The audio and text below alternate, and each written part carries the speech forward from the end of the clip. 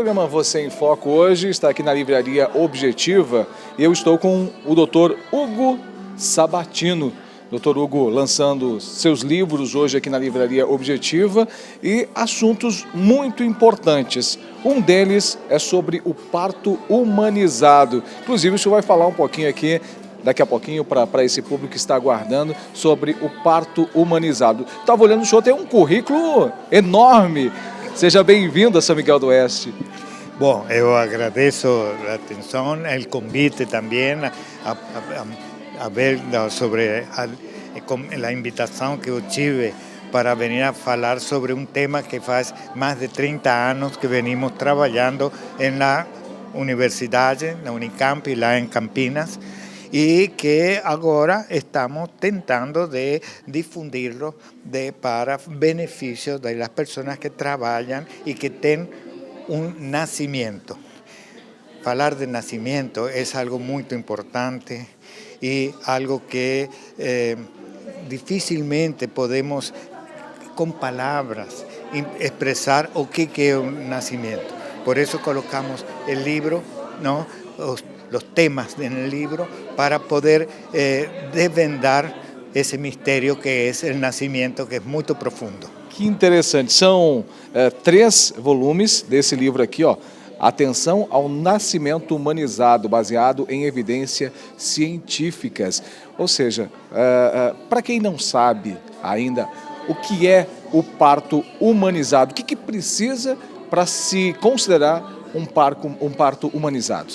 Bom, isso é muito importante porque são muito diferentes as interpretações sobre o parto humanizado.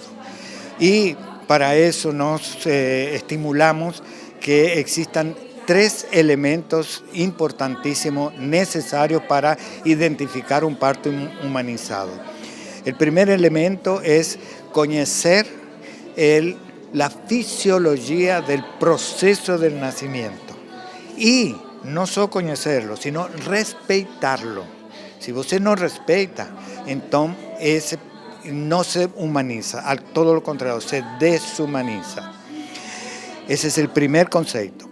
El segundo punto importante para definir un parto humanizado es que se permita la participación multiprofesional. O sea, hay todo un equipo de personas que estudian, que se preparam para ajudar a mulher no momento do nascimento. Normalmente apenas o pediatra faz o trabalho. O médico, os tetra, o anestesista, sei lá.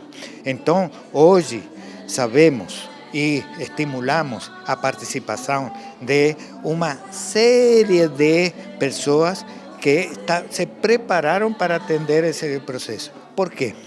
Porque o 80% dos nascimentos não precisa nenhum médico, não precisa nada. Precisa que o processo é natural, normal. Você vai ir a um médico quando tem um problema. Por exemplo, se você vai fazer um acto sexual, por exemplo, você não vai chamar ao médico. Você vai utilizar tus conhecimentos. Agora, se há um problema no acto sexual, aí você e tu companheira vão ao médico para que ele faça o diagnóstico e o tratamento. Mesma coisa no nascimento. Nascimento não precisa do médico. Em 80% dos casos, segundo a Organização Mundial da Saúde. E então, há procedimentos que há pessoas, médicos, que tratam a todas as mulheres como se fossem patológicas. Então, se coloca a las mulheres em um grupo de risco desnecesariamente. Então, por isso é que é bom respeitar. O terceiro elemento necessário é respeitar os mitos e os ritos das pessoas. Ou seja, se há uma força espiritual que la ajuda a essa mulher no momento do nascimento, tem que respeitarlo. Permitir que ela busque. Que lo use. Por exemplo, o grito.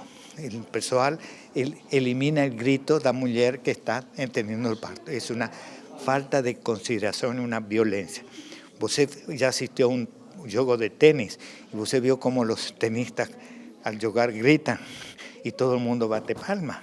Bom, a mulher, nesse momento, que é muito mais importante que jogo de tênis, grita. Busca forças. E grita. E tem que deixar, porque o grito é necessário para ela encontrar a força para solucionar esse problema. Bom, falando nisso, qual a importância? Obviamente é muito importante esse processo do parto humanizado, mas o que significa para a mãe e para a criança? Olha, para a mãe e para a criança, nós vamos apresentar agora dados científicos de que a criança nasce muito melhor quando o parto é humanizado, como por exemplo o parto de cócora. O parto de cócora é uma situação sumamente favorável para a mulher e para a criança. Então, tem que ser respeitado. Se o médico coloca a mulher deitada para ter o parto, ele está cometendo uma falta de conhecimento sobre o processo do nascimento. E isso traz consequências para a mãe e para a criança. Dá para se dizer que quase tivemos uma desevolução, tendo em vista do modo antigo, tradicional e natural para o que se faz hoje? Exatamente.